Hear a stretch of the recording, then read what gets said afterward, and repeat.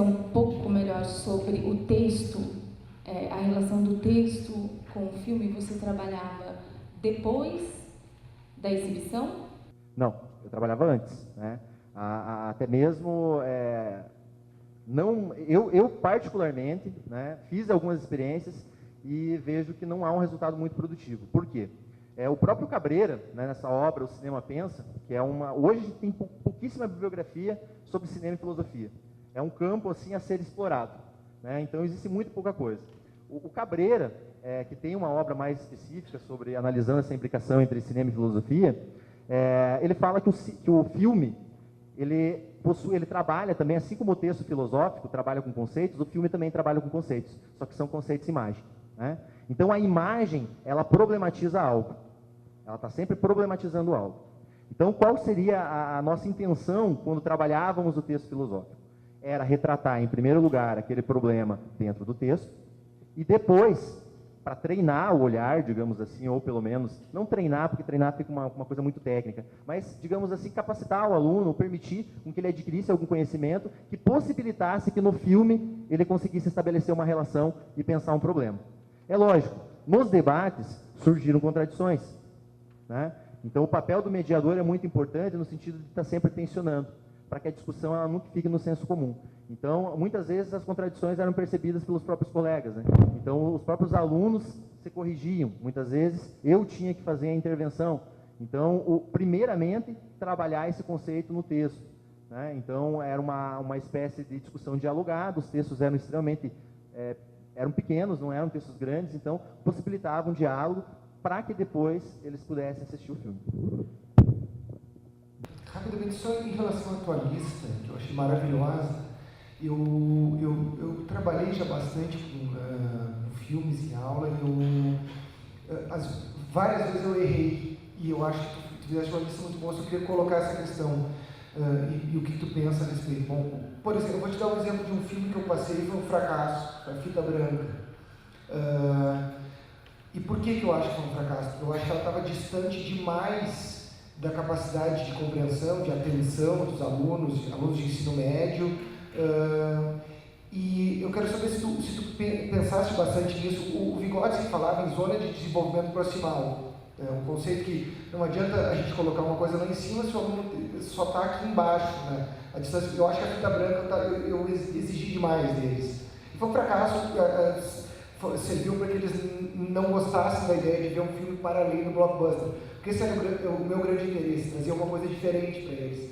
Eu queria saber se tu pensasse sobre isso, se tu tem uma lista maior, e na verdade dizer que eu quero continuar dialogando sobre isso, porque parabéns para ti também. Na verdade isso é problemático. Então, eu tentei também, a gente vai por tentativa e erro, muitas vezes, né? Então, alguns filmes, eles estão realmente, não que eles estão além, não que o aluno não seja capaz, mas eu diria que o aluno ele não está preparado ainda para absorver aquela interpretação. Então, dentro da minha análise, eu faço uma classificação de três tipificações de filme, né? O filme com caráter ilustrativo, contextualizante e problematizante, né? O ilustrativo é geralmente quando você faz um recorte numa aula e você faz uma ilustração. Você pega, por exemplo, o filme Matrix, que todo mundo conhece, e aí você faz lá uma analogia, né, com o mito da caverna, né? Aí você fala, a Matrix aqui é a caverna de Platão, né? O Neo saindo da Matrix, ele representa, na verdade, essa pessoa que está indo em direção ao conhecimento, né? Ou seja, a luz é o conhecimento, a escuridão acaba sendo interpretada como a ignorância. Ou seja, existem N interpretações do mito da caverna e você pode fazer isso ilustrando a partir dos filmes. Existem filmes que você possibilita ir além da ilustração, possibilita que você contextualize. Contextualizar em que sentido? No sentido que você não apenas contextualiza historicamente, mas contextualiza no sentido de você transmitir, né, aquela problematização. Existe uma intencionalidade do filme de não somente retratar,